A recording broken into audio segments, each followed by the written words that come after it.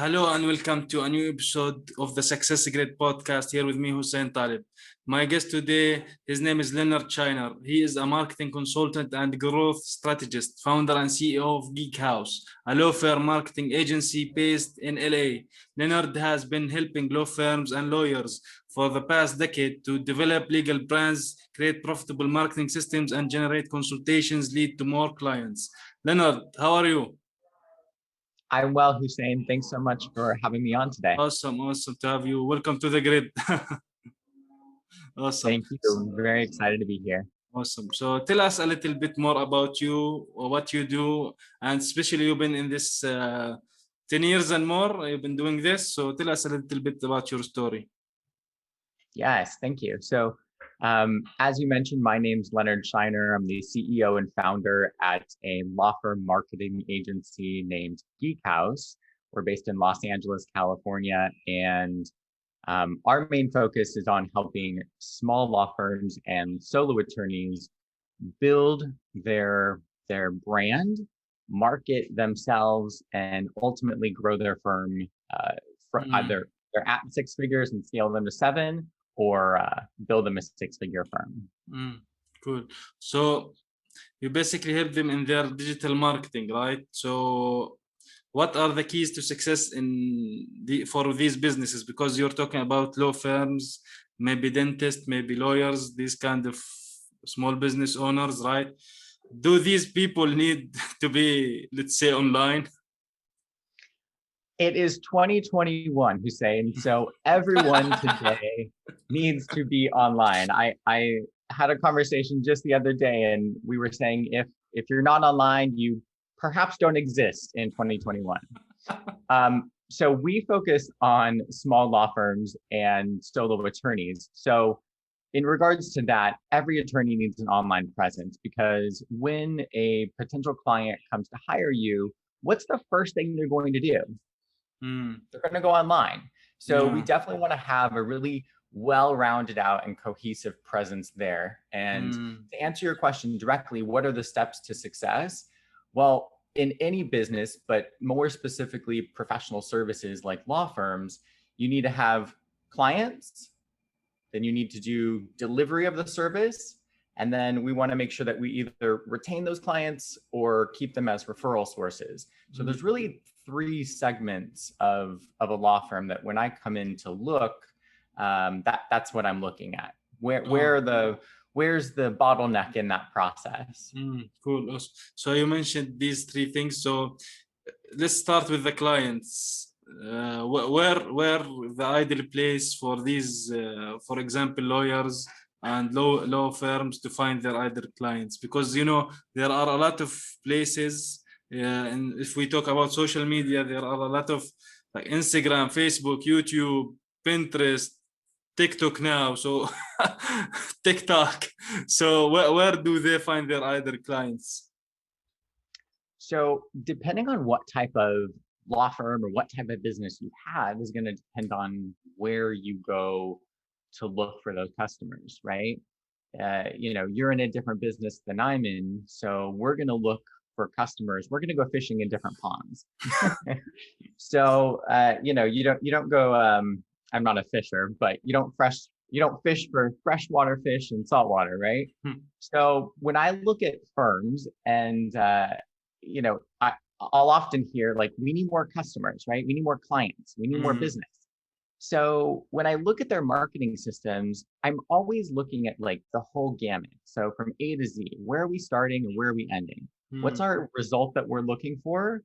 And then what actions are we taking to get there? So in terms of finding your client, clients are online, right? Because they're humans. But when I'm looking at a firm, are they looking for consumer clients or are they looking for business clients? Now, here's the difference. Consumer clients, we can go on social media and find those types of clients. I can go on Instagram for my personal injury firm, right? I can go on Facebook or Instagram or any of the social platforms for my bankruptcy firm or my divorce firm or my criminal defense firm, right? Because our target client is an individual, so we can find them on social. But how would you go about marketing to, maybe you do landlord tenant law and you're on the landlord side, right? So you represent property management companies and owners, maybe real estate investors. So how would you target them? Well, you're not going to go on social media. You might want to have a presence there, right? Because everyone's a human. So you want to be able to look up the business that you're going to deal with. But if you're going business to business, it's so much more relationship and direct approach that we tend to look at direct LinkedIn messaging organically, or we're looking at cold email marketing. And so depending on who we are talking to, depends on the method that we're using. I think that answered your question. Was that a good answer for your question? You mentioned LinkedIn. LinkedIn is probably one of the biggest B2B platform, I guess, or there is something bigger than LinkedIn. Well, LinkedIn has been a silent sleeper for a few years now. What do you mean by that? Well, many years ago, they were acquired by Microsoft, right? And they've been kind of silently sleeping. They haven't really done a lot of promote. I guess when you look in respect of all the social platforms, there's a lot of buzz and commotion about Instagram and Facebook and YouTube, but LinkedIn is kind of just a silent, consistent, steady sleeper.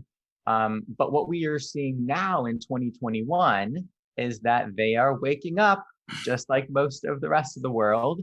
And actually in June of, it might have been May, June, July, over the past month or two, what we've seen is that LinkedIn has really cracked down on our efforts that we're able to do. So for example, we used to be able to send out 120, maybe 100 different connection requests each day that were targeted. And now we're only able to send out about 10, 25, 30. Okay. So we've really seen a decrease in that. So that's allowed us to think of new creative ways and new strategies to still use that platform and get the same result, but a little bit different on the tactic side. Yeah, I saw that me personally, because I added recently few people on my LinkedIn. I saw when I say connect, they like confirm. Are you sure? Do you know the person personally? Yes. Okay, send. So it's not like everybody, like when Facebook started, you can add everyone. So people just went add friend. So they had like a 5,000 friend in like 2 days. Yeah, that's not good. So how do you know the platform to focus on? Because like we mentioned now, certain business found that like the LinkedIn is the place to be on, and not, for example, Instagram. So what should they be doing there? On the platform that someone chooses to be on? Yeah, and they find their clients on. So it's really a good idea to pick one platform that your target client is going to be on and really focus on one, right? I think a lot of people, I'm guilty of this as well, that we try to do a little bit everywhere. And what we find is that it just doesn't work. What we're really looking for in terms of getting clients or new business from a social platform is that we have the consistency there on that platform, because we're building an audience that's specifically on that platform. So for instance, if we are a bankruptcy firm and we're on Facebook, then we need to have a heartbeat on our profile and have consistent client serving content. So what I see a lot of times is, there's a photo of the attorney, in her office or in his office, or the attorney doing yoga, or the attorney, out for lunch, or it's about the attorney's life. And although that's wonderful, we want to, inject, of course, that personal brand into the content, but your followers, your connections, your subscribers, your audience is there for them at the end of the day, right? Everyone's selfish. you know? So they're there for them. So we need to serve the audience, right? Yeah, Think about exactly. it. Like, you know, a stand-up comedian or, you know, anyone, they don't get up there and talk about themselves. They entertain. And so I think about it like Yeah, that. actually, they make the focus on the audience, because when you watch actually a lot of stand-ups, they make fun of the audience, They and do. that, yeah, a lot of them. So that makes it all about them, and they laugh at each other. They interact with the Yeah, audience, yeah, right? exactly. I Yeah, mean, we could even do that right now on this episode. We could say, you know, if you're listening to this episode and this is a, you know, the information's resonating with you, go leave a review for this podcast on Apple yeah, Podcasts, yeah. right? That's a great idea. Right. So now we've mentioned that, we put that in their ear, right? So Mm, we need to handle the audience. And yeah, when I say that is that we always want to do it from a place of empathy and love and giving, right? I believe that we were placed on this earth to be in relationship and to be of service to others. yeah, So exactly. with that said, when you're producing content, you know, we want to see a little bit of you in your yoga studio, right? Because that's you. That's how we're relating. Yeah. But I also want to know, if you're a, you know, a bankruptcy attorney, I want to know, you know, a special tip about this or a fact about that, or give me the how-tos, or share a client testimonial, or put Yeah. in there maybe a personal story, or give me value as your audience member. Why am I following you, right? Yeah, exactly. So when we're creating content for clients, both on the B2C, the consumer side, and on the B2B, on the business side, for either type of firm, whenever we're creating content, we're always thinking about how can we always provide value in every single nugget of content that we push out.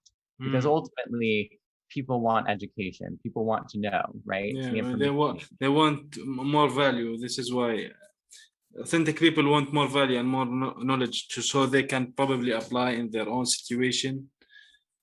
Yeah. Of So course, well, I mean, you mentioned the people are branding. online. Yeah. Sorry, go ahead. So you go ahead. I was saying that, you know, people are online looking for information. They're Mm, asking questions. So if you can give them the first step, they're going to look to you for step two. mm. And then if you also give them step three, right? And then that's how they work with you.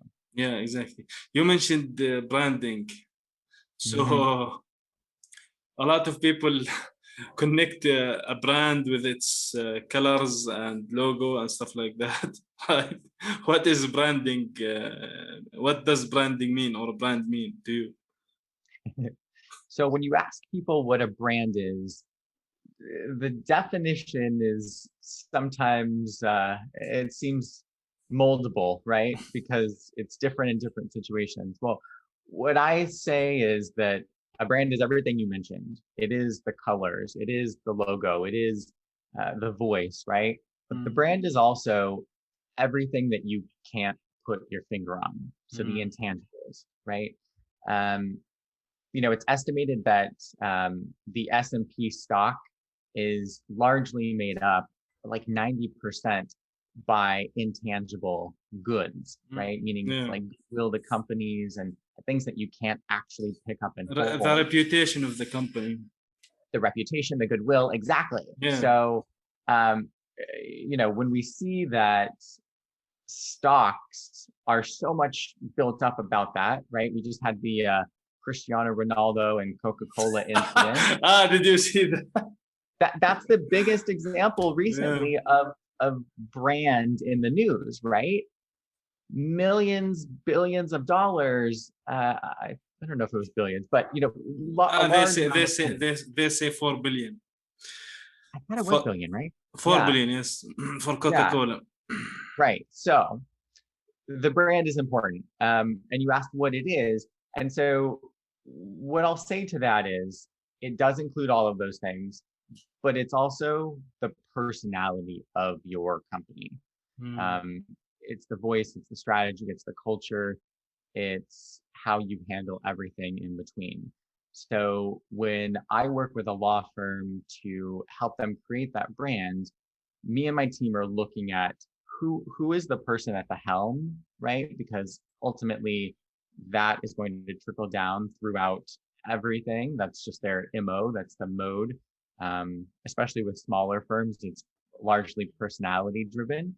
Yeah, And so the marketing that we're strategizing and creating for them really needs to be in their voice. Now, exactly. that might be confusing. So what does that look like? Well, we've all seen the types of attorneys that are really loud, right? And so their marketing needs to be really loud and engaging and dynamic and woohoo, right? But then we've also seen the attorneys that are Yeah, almost like, mouses, right? And they just want to do their work. And maybe they are in a different area of law that allows them to really connect with clients in that way.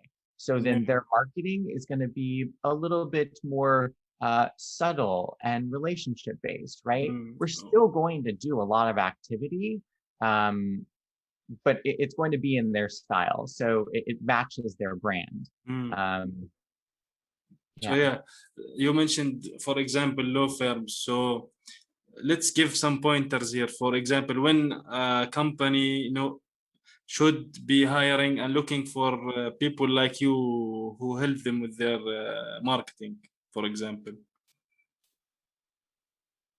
Say it one more time. When law firms, for example, should be looking for people like yourself that helps them with their marketing. So is the question, when should someone look to do Yeah, marketing? yeah. When they are looking for people like you to do their marketing or help them with their marketing systems and stuff like that. So when I am looking to help someone and we're in that conversation about figuring out when is the right time, what is the right strategy, because different puzzle pieces work for different people. And so when we're looking at that, anyone who's in professional services knows that they're really selling themselves at the end of the day, right? Yes, I might be selling you a solution to your divorce or a solution to your personal injury that just happened, right? But if you were in a car accident and you're looking to hire an attorney and you're looking at, website 1 and website 2, attorney 1, attorney 2, you're going to look at these and subconsciously, whichever one makes you feel more comfortable is the one you're going to gravitate towards, right? Because I don't know, it just feels right.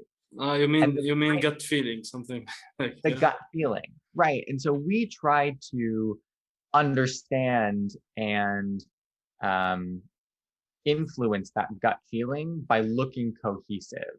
So in terms of when is it right to work with someone like me, or when is it right to look at building marketing, I would say any business, remember we looked at the 3 pillars really of being successful in business is clients or customers coming in.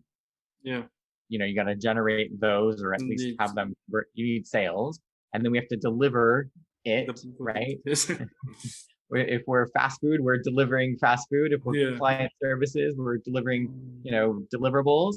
If we're a law firm, we're doing the case. And then after we've got that retention. So of those 3 parts, I say if one of those is not working in your business, you have a problem in your business. So that's where we start. And in terms of like setting that up and what is our first step is we want to make sure that we have built and established some credibility and authority, right? So, and today, when people are looking online to hire someone, they want to look at who's talked about you, who have you helped, right? So yeah, exactly. How we do that, testimonials is really great. Getting articles in the press is really great. Doing podcasts with other people is really great. Collaborating on collaborating on webinars or something like that, or Yes, even good be idea. as simple, or even as simple as on your own site. Do you have things for people to download? Right? Are we looking at like little how-to white papers or anything that provides a resource for your target potential client is going to position you as an authority. Yeah. So in this regards, I want to talk a little bit about budget, because maybe a lot of businesses start thinking or telling people that they want to work with? Well, how much do you think that we should accumulate for this project, for example? So what's your approach to budgeting? Mhm. Well, you've asked a great question because every business is different with their budget, right? The structures are different in every business about what you can spend and what you hope to return on that. So what I would say is, if you're a starting out law firm, your budget is going to be much less than if you're a law firm doing $1 million, $2 million a year. And at Geek Haus, we work with everything in between. So I would say our clients are usually making, everywhere from like a law school graduate. So we're starting fresh, clean slates and building them up. So I guess that's zero, all the way up to, maybe 4 million we've had clients. So within there, that's kind of what I would define as your solo and small law firm.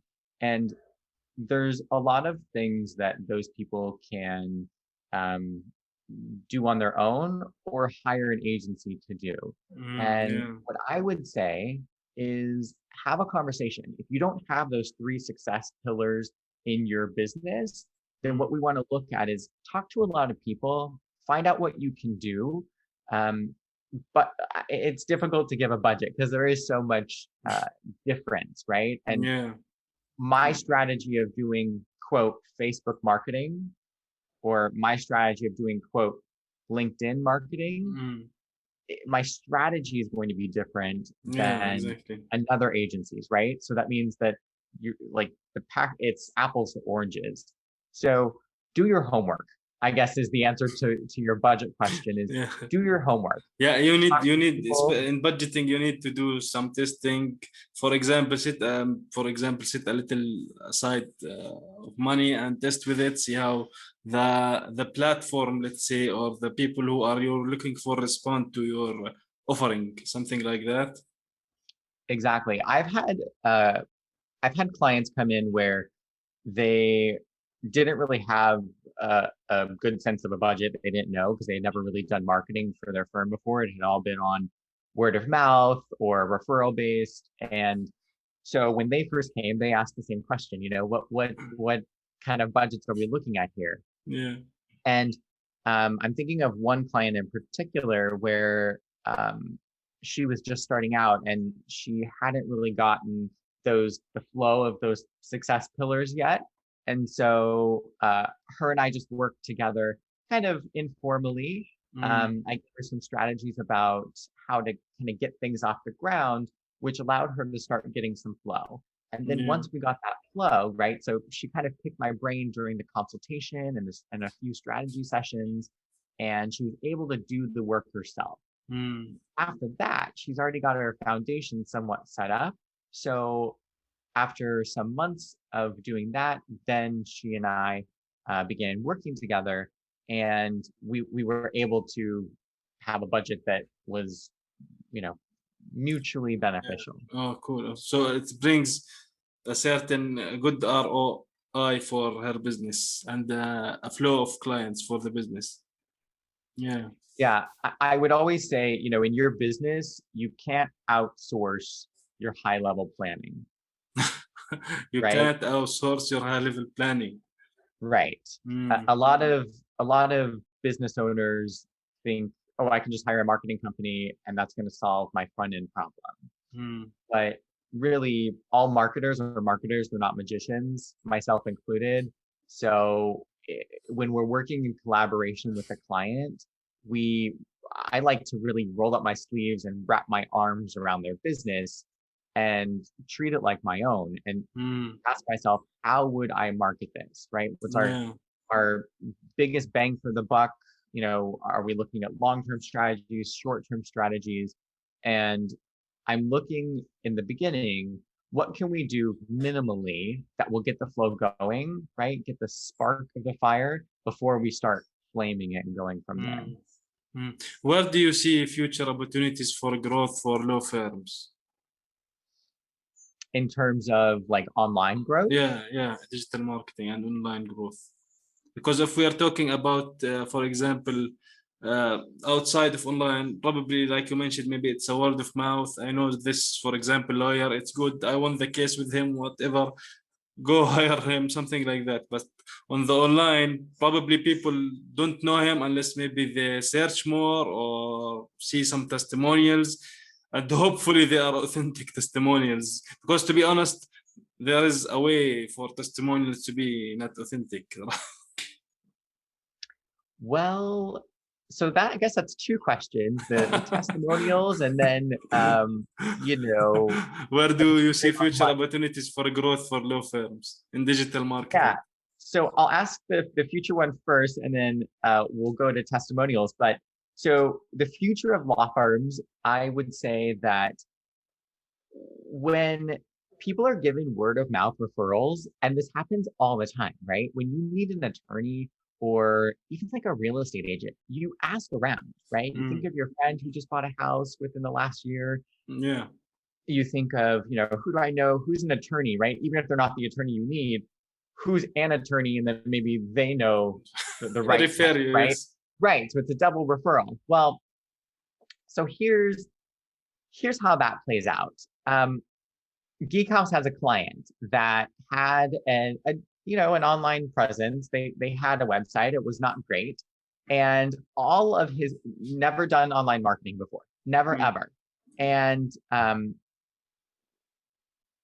all of his business was word of mouth and referral. And since we went through and did the work on his brand to really establish that brand and the foundation, right? Get him all set up, and then do marketing for him and his website and all of that. He was what I would call a full service client. He went through our entire process, which is where we can then guarantee results because we know we've checked all the boxes along the way. But this client, so having all word of mouth business, he shared with me that after we did his brand and his website and he looked better, he got more word of mouth business. How's that possible?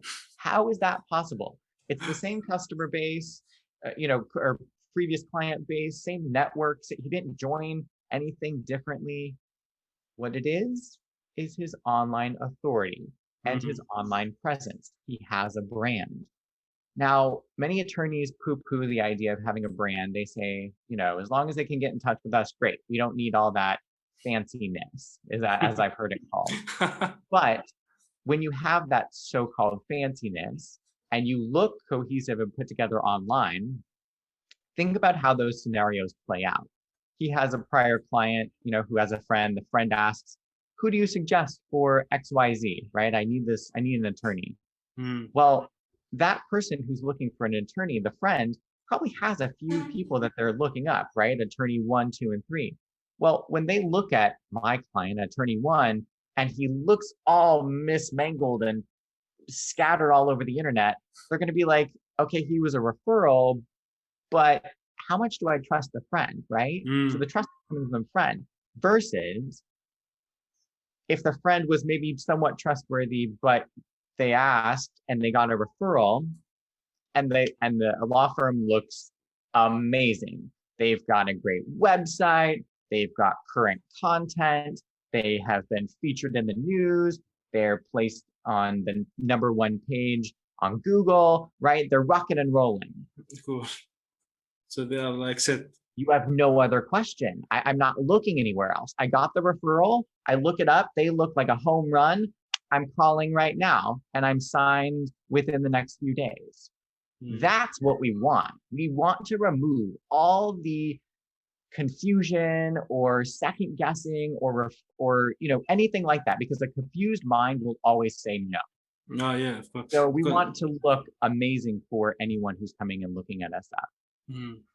Cool. So do you want to go back and repeat on the testimonial thing? So, and that's kind of a nice segue, because how do we look like a home run online is we have testimonials, right? We have that outside, that third party credibility where, if 100 people or 10 people or however many testimonials you have, if different people are saying that you do a good job, we want to believe that as Yeah. consumers online today. We believe reviews, we believe testimonials. So in terms of, does testimonials add to that? For certain. And when I'm working with a firm and working to build their brand or their website, we'll actually do, we'll create a process within their firm that we help out with to bring in testimonials. Lots of firms have lots of great clients that they've served previously, and they don't have testimonials from them simply because they just haven't asked. So we put in a process so that we get those so that they can appear online. Yeah, especially yeah, that's a great idea. A lot of people might have served a lot of clients before, but they don't have their feedback and stuff like that. So there would be no harm at all if you ask them, like telling them that I want your feedback, your testimonial, your experience, your whatever it is that you can give me back with the company. So you personally, Leonard, who are your mentors, let's say, or leaders, or the people that you learned from or still learning from and follow and stuff like that? So I guess one of my my mentors, I look at mentors who are maybe 10 steps ahead of me, right? I look at, there's many levels to, I feel like I'm in the agency game, right? My clients are in the law firm game, and there's many levels to the game. And so when I look up to mentors, I'm looking at people who are, you know, reachable, like realistic, but who are a few steps ahead, because I want to be not just looking at my next 3 steps in my business or in my life, but I want to be looking at, what does it look like a little bit longer down the road? Oh, cool. Because what we're doing today is going to get us there. So as far as marketing concerns, digital marketing, Amy Porterfield is a great resource. Oh, okay. She has a podcast. I think it's called the Marketing Made Easy. Online market, yeah, made easy with Amy, yeah. Yeah, Marketing Made Easy with Amy Porterfield. And what I like about Amy is that she speaks from her own experience, and then she also has guests. So it's a nice collaboration. And again, I'm there to serve myself. I'm a listener, right? So I'm getting valuable content from her. What I also appreciate is that she implements what she speaks, right? So she has her own business, which teaches you how to build online courses and other stuff like that. But I appreciate that she's been doing this for 10 plus years, right? Much like myself. I appreciate that she has started, she previously worked for Tony Robbins. Yeah. So she's got a good foundation of, what we would call corporate type experience. And then she's moved into the entrepreneur chapters of her life and continue to grow there. So I feel really comfortable learning from her in that they're not flash in the pan type strategies. They're really thought out.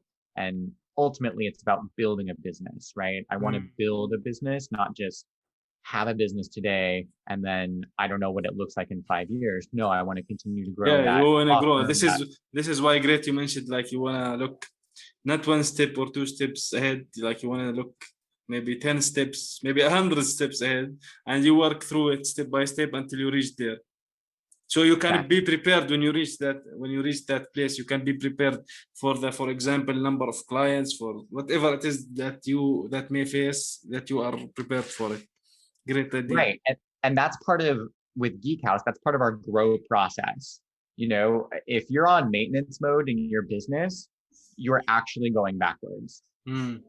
Because people don't want to work with someone who's just maintaining. They want to work with someone who's always future growing and innovating, trying new things. And that growth period, or that growth, idea, is what's going to take you to the next level, right? You're that hunger for something more. But what a lot of people don't, and even my clients included, and that's something that I coach with them through, is that every level is going to require something different from you. So who you were when you started your firm with a handful of clients, maybe 5, that's a different version of you than when you have 50 clients, than when you have 500 clients. Exactly, definitely. So what would you say one takeaway for this episode? I would encourage anyone who's listening to the Success Grid podcast to understand that your content or your messaging or anything that you're putting out online should be speaking to one person. And that one person should be your potential client or your target client. Yeah, exactly. Your target customer. And I mean that in a few ways. One is we want to talk to that person instead of thinking like, what do I need to put out? What do I need to put out? No, it's like having a conversation with a friend, right? Think about that one person. And the other item to that is when you're speaking to that one person, it sounds a lot less like, hey guys. You're not putting a lot of people in the same bucket. You need to put each one in their cases and as an individual case. Yes. Everything is an individual case. It's a conversation of you to them. It's a one-to-one, right? So instead of saying, like even on like social or in marketing content, or if you're writing an email, right? It's not like, everyone can do this, right? It's like, that's general, right? Yeah. We want to connect. Exactly. And after being when you tell someone, tell someone that everybody can do this and everybody can do that, they don't relate to you in a way. They say this is not something that might be for me, so they will leave the website or whatever it is that they were engaging with. Yeah. Right. So like in an example, right? If we were to say, like if I was holding kind of like a, like a 101 type web session, right? And I was on Facebook, I wouldn't say, okay, everyone, now let's go to this link. Hey, everyone, drop in the chat.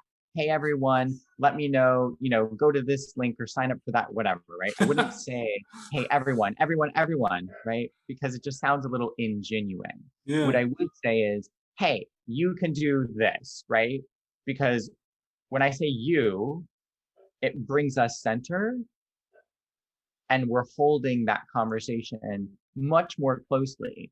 Yeah. If I'm talking to you, hey, what I'd like you to do right now is go into the chat and type this, or I've got a question for you, or you need to go to this link right now so that we can take this next step, right? Exactly. It's almost anecdotal, right? Like subconscious. It's some people might call it woo-woo, but this is kind of the basis of marketing. Yeah. And how we're trying that. Yeah, especially nowadays with all the distraction, all the things that out there, a lot of social media, a lot of ads, maybe a lot of things going on in the people's mind, a lot of emails. So the more you make it direct to, like you are speaking to one person instead of a bunch of people, so it will resonate with them more. Exactly. Yeah. Yep. Awesome. So Leonard, where can people get in touch with you? So we are online at gogeekhaus.com, and we spell that go geek and then house is HAUS. So gogeekhaus.com. And I am online everywhere under the name Leonard Scheiner. So LeonardScheiner. Awesome. Well, thank you, Leonard, for being here today with me on the Success Grid podcast. Awesome episode. Hussein, it's been a wonderful time, and I look forward to chatting with you again soon. Oh, of course. Thank you. Thanks now.